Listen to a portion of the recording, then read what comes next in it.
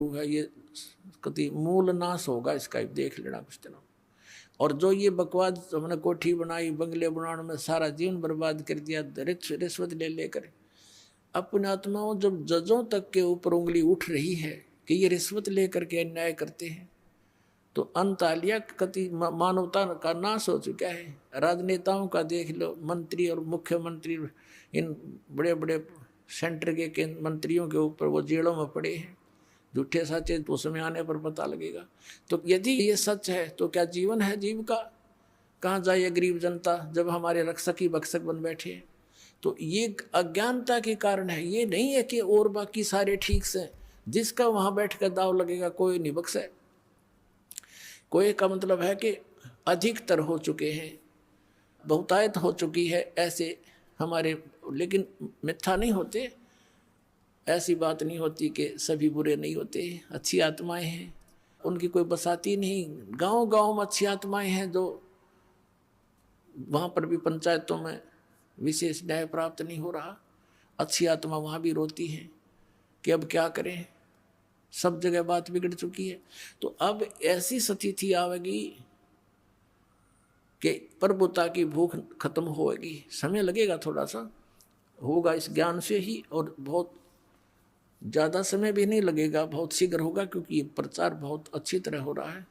अपने आत्मा इस अच्छे मार्ग में है।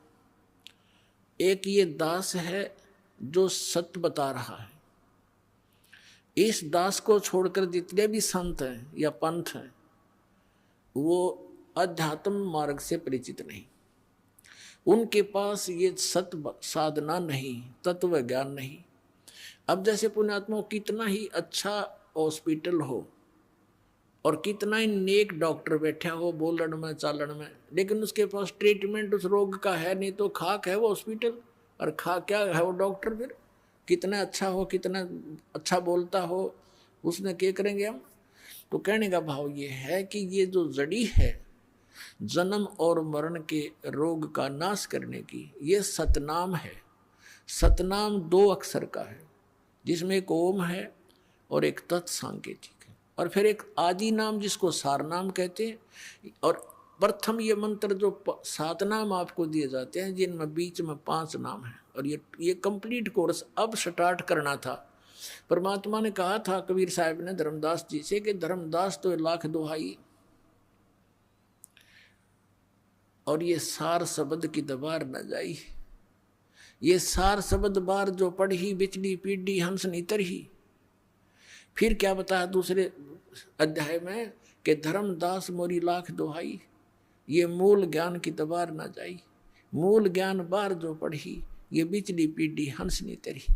इस मूल ज्ञान को तू तब तक छुपाई जब तक 12 पंथ ना मिट जाए। अब अभी तक इसको छुपा के रखना था। ये मंत्र भी नहीं सार्वजनिक करने थे। आदरणीय नानक साहिब जी को भगवान मिले बेई नदी पर एक जिंदा महात्मा के रूप में, सचखंड लेकर गए। इसी तरह आदरणीय गरीबदास साहिब जी को मिले थे गांव छुडानी जिला दद्दर हरियाणा में। ऐसे ही आदरणीय गीसा दास साहिब जी को मिले थे गांव खेखड़ा जिला मेरठ उत्तर प्रदेश में। ऐसे आदरणीय दादू साहिब जी को मिले थे। ऐसे आदरणीय मरुगदास जी को मिले थे। ऐसे आदरणीय धर्मदास साहिब जी को मिले थे जिंदा महात्मा के रूप में। इनको सचखंड लेकर गए थे, फिर इनको वापस छोड़ा था और इन सबको कह दिया था कि अभी इस सतनाम का तुम तो जाप करो, लेकिन अभी किसी को बताना नहीं। आप जी को दिखाया था कि भाई बाल्य वाली जन्म साखी में, समुद्र की साखी में आदरणीय नानक साहिब जी स्वयं तो उस 2 अक्षर के मंत्र सतनाम का जाप कर रहे थे, लेकिन अपने शिष्य बाला और मर्दाना को कहा था तुम तो वाहे गुरु जपो। अब क्यों कहा था? क्योंकि आदेश था परमात्मा का कि ये पुण्यात्मा है। जैसे उन महापुरुषों ने 5 नाम स्टार्ट किए थे नानक साहिब जी ने, फिर आगे चलकर प्रत्येक धर्म के लोग जो अपने सोच से उनको छोड़ देते हैं, क्योंकि ये 500 नाम इन हमारे कमलों के अंदर प्रधान विराजमान है। जैसे मूल कमल में गणेश जी और जैसे स्वाद चक्र में सावित्री वर्मा जी, नाभि कमल में विष्णु और लक्ष्मी जी, हृदय कमल में शिव और पार्वती जी, कंठ कमल में दुर्गा जी, ऐसे ये 5 नाम हैं। तो इन सब ने यूँ सोचा भी हमारे गुरुजी तो बात तो करते हैं सचखंड सतलोक की बताते थे वो तो, और तुम इन देवताओं की पूजाएं बताती हो। तो फिर उन्होंने इन पूजाओं को त्याग दिया और फिर केवल एक जो नानक साहब ने कहा था वाहे गुरु जाप करो, एक ओंकार कर्ता पुरुष निर्भव, ये पूरा सतनाम, ये महिमा है भगवान की। जैसे गायत्री मंत्र बना रखा है हिंदुओं ने, वैसे तो उसके सामने ओम मंत्र नहीं लगाना चाहिए, क्योंकि ये यजुर्वेद अध्याय नंबर 36 का मंत्र 3 है, इसमें ओम नहीं लगा है। इन्होंने अपनी सोच से जैसा बना रखा, अब विषय दूसरा, इसलिए यहाँ आगे नहीं बढ़ाएंगे इसको।